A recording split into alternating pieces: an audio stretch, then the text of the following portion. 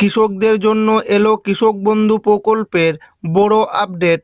কৃষক বন্ধু প্রকল্পের ভেরিফিকেশন ফর্ম জমা নেওয়া শুরু হয়ে গেছে। তো এই কৃষক বন্ধু প্রকল্প নিয়ে কৃষিমন্ত্রী দুধকুমার মণ্ডল কি বলেছেন সেই বিষয়ে খুবই গুরুত্বপূর্ণ আপডেট জানানো হয়েছে। এছাড়াও এই প্রকল্প থেকে 30 লক্ষ কৃষকের নাম বাদ দেওয়া হবে। কাদের কাদের নাম বাদ যাবে, কাদের কাদের নাম কৃষক বন্ধু প্রকল্পের টাকা পাওয়ার তালিকায় থাকবে, অর্থাৎ কৃষক বন্ধু নতুন প্রকল্পে টাকা পাবে এবং কৃষক বন্ধু প্রকল্পের টাকা অর্থাৎ 2026 সালের খরিফ মরশুমের টাকা কবে দেবে, সমস্ত কিছু জানিয়ে দেব আজকের এই ভিডিওটিতে এবং আপনাদেরকে প্রমাণ সমেত দেখাবো। তাই ভিডিওটি প্রথম থেকে শেষ পর্যন্ত দেখবেন এবং আপনি কোন জেলা থেকে দেখছেন অবশ্যই কমেন্টে লিখে জানাবেন। কৃষকদের জন্য দারুণ সুখবর, চালু হলো কৃষক বন্ধু নতুন প্রকল্প। 30 লক্ষ কৃষকের নাম বাদ, টাকা পাওয়ার লিস্টে আপনার নাম আছে তো দেখে নিন। কৃষকদের জন্য চালু হতে চলেছে কৃষক বন্ধু নতুন প্রকল্প। তার জন্য পূরণ করতে হবে নতুন ফর্ম। জুলাই মাসের মধ্যেই সেই কাজ শেষ হবে, এ কথা জানান রাজ্যের কৃষিমন্ত্রী দুধকুমার মণ্ডল। এছাড়াও তিনি জানান পুরনো কৃষক বন্ধু প্রকল্পের উপভোক্তাদের তালিকা থেকে 30 লক্ষের নাম বাদ যেতে পারে। সোমবার রাজ্যের কৃষকদের বিভিন্ন প্রকল্প নিয়ে মুখ্যমন্ত্রী শুভেন্দু অধিকারীর সঙ্গে বৈঠক হয় কৃষিমন্ত্রীর। পিএম কিষাণ থেকে অন্যান্য প্রকল্পে কিভাবে কৃষকদের যুক্ত করা যায় তা নিয়ে আলোচনা হয়েছে ওই বৈঠকে। নবান্ন সূত্রে খবর, ইতিমধ্যেই পুরনো কৃষক বন্ধু প্রকল্পের নামের তালিকা নিয়ে ঝাড়াই বাছাই হচ্ছে। তাতে প্রায় 30 লক্ষ সুবিধাভোগীর নাম বাদ যেতে পারে। বাকিদের নাম তোলার কাজ শুরু হচ্ছে। ইতিমধ্যে সমস্ত জেলাতে কৃষক বন্ধু ভেরিফিকেশন শুরু হয়ে গেছে। পঞ্চায়েত, ব্লক অফিসে এবং কৃষি অফিসেও কৃষক বন্ধু ভেরিফিকেশন ফর্ম জমা নেওয়া হচ্ছে। অন্যদিকে বুধবার কৃষিমন্ত্রী দুধকুমার মণ্ডলের সঙ্গে দেখা করতে আসেন প্রাক্তন কৃষিমন্ত্রী শোভনদেব চট্টোপাধ্যায়। দুই পক্ষই এই সাক্ষাৎকে সৌজন্য সাক্ষাৎ বলেছেন। দুধকুমার জানান, শোভনদেব দীর্ঘদিন এই দপ্তরে ছিলেন। একাধিক বিষয় নিয়ে তার সঙ্গে কথা হয়েছে। কৃষিমন্ত্রী আগেই জানিয়েছিলেন লক্ষ্মীর ভাণ্ডার প্রকল্পের উপভোক্তাদের অন্নপূর্ণা যোজনার জন্য যেমন প্রকৃত ফর্ম ফিল আপ করতে হচ্ছে, তেমনি কৃষক বন্ধুর উপভোক্তাদেরও নতুন করে ফর্ম পূরণ করতে হবে। কারণ কৃষক বন্ধুর তালিকাতেও লক্ষ্মীর ভাণ্ডারের মতোই প্রচুর ভুয়ো নাম রয়েছে, ফলে তালিকায় ঝাড়াই বাছাইয়ের প্রয়োজন আছে। এবার সেই কথা মতো শুরু হয়েছে কাজ। যাদেরকে ফর্ম ফিল আপ করতে হচ্ছে তাদের নামের লিস্ট কৃষি অফিসে, পঞ্চায়েত অফিসে এবং ব্লক অফিসে দেওয়া হয়েছে।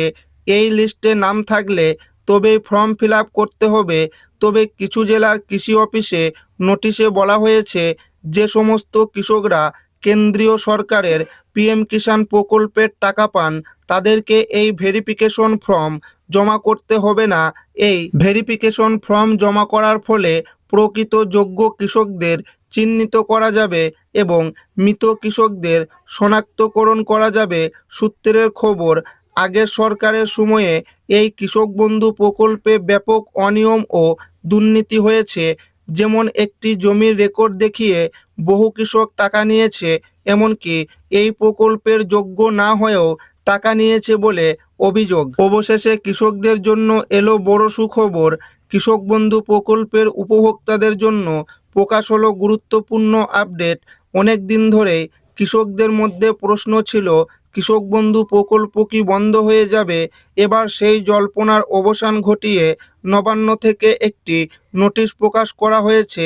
সেখানে জানানো হয়েছে কৃষক বন্ধু প্রকল্প বন্ধ হচ্ছে না, তবে প্রকল্পের সমস্ত বর্তমান উপভোক্তার তথ্য নতুন করে যাচাই ভেরিফিকেশন করা হবে। নোটিশ অনুযায়ী যারা বর্তমানে কৃষক বন্ধু প্রকল্পের সুবিধা পাচ্ছেন তাদেরকে প্রত্যেককেই নির্দিষ্ট সময়ের মধ্যে এডিএ অফিসে, পঞ্চায়েত, ব্লক অফিসে গিয়ে ভেরিফিকেশন ফর্ম জমা করতে হবে। এই কাজ সম্পূর্ণ করার জন্য 4 সপ্তাহ সময় দেওয়া হয়েছে। কৃষি দপ্তরের সার্কুলারে বলা হয়েছে কৃষক বন্ধু প্রকল্পের সমস্ত বর্তমান উপভোক্তার তথ্য পুনরায় যাচাই, পুনর্মূল্যায়ন এবং প্রয়োজনীয় সংশোধন করা হবে। এর মূল উদ্দেশ্য হল শুধুমাত্র প্রকৃত ও যোগ্য কৃষকদের কাছেই প্রকল্পের আর্থিক সহায়তা পৌঁছে দেওয়া। এছাড়াও কৃষক বন্ধু প্রকল্পের তথ্য পিএম কিষাণের ডেটাবেসের সঙ্গে ক্রস ভেরিফাই করা হবে। এর মাধ্যমে প্রকৃত যোগ্য কৃষকদের চিহ্নিত করা হবে এবং অযোগ্য ব্যক্তিদের তালিকা থেকে বাদ দেওয়া হবে।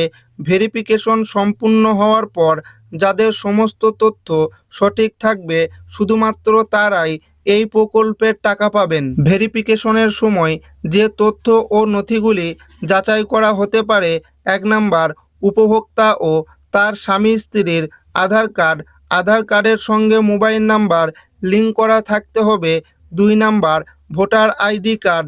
3 নাম্বার, ব্যাঙ্ক অ্যাকাউন্টের কপি। ব্যাঙ্ক অ্যাকাউন্টের সঙ্গে ডিবিটি লিঙ্ক করা থাকতে হবে।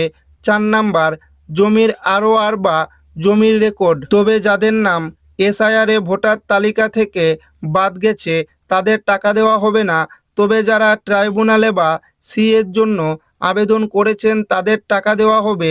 সার্কুলারে আরও উল্লেখ করা হয়েছে, জমা দেওয়া নথির ভিত্তিতে সমস্ত তথ্য যাচাই করে কৃষক বন্ধু পোর্টালে আপডেট করা হবে। যাচাইয়ের সময় বিশেষভাবে দেখা হবে উপভোক্তা সরকারি স্থায়ী কর্মচারী বা সরকারি পেনশনভোগী কিনা, উপভোক্তা আয়করদাতা কিনা, উপভোক্তার সমস্ত তথ্য সঠিক রয়েছে কিনা, মৃত বা অযোগ্য উপভোক্তার নাম তালিকায় রয়েছে কিনা, পিএম কিষাণের তথ্যর সঙ্গে মিল রয়েছে কিনা। যাদের তথ্য কোনো অসঙ্গতি ধরা পড়বে তাদের বিরুদ্ধে নিয়ম অনুযায়ী ব্যবস্থা নেওয়া হবে।